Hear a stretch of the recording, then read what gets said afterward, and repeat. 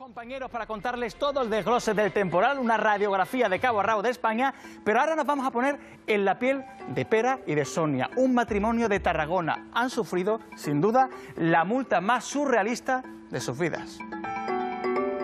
Sonia y Pera no salen de su asombro, miran con estupefacción una multa por exceso de velocidad que roza el surrealismo. Todo empezó cuando recibieron en su buzón esta notificación. La recibimos el día 7 de enero. Claro, cuando veo yo que es de tráfico, pues me dirijo corriendo para Correos y recojo una multa, una sanción.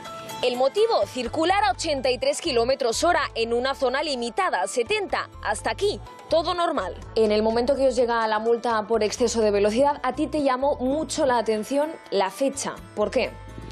Porque ese fin de semana recordaba que habíamos estado en Andorra.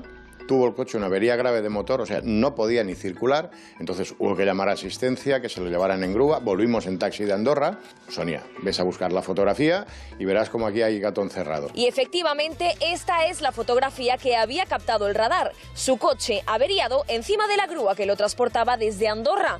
Era la prueba de que ni Pera ni Sonia habían cometido la infracción de la que se les acusaba. Y bueno, había que ver la cara de la persona que se la dio cuando vio el coche encima de la plataforma, que dijo, oh, oh.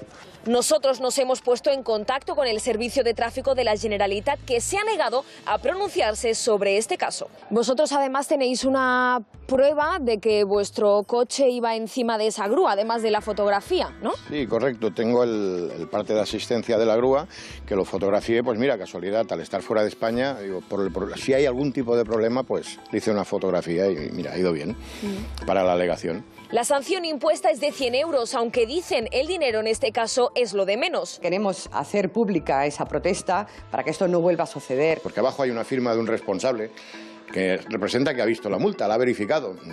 Ahí no ha mirado nadie nada. Piensan llegar hasta el final en sus alegaciones por lo que consideran una injusticia más que evidente. Ellos lo tienen claro, una imagen vale más que 1000 palabras.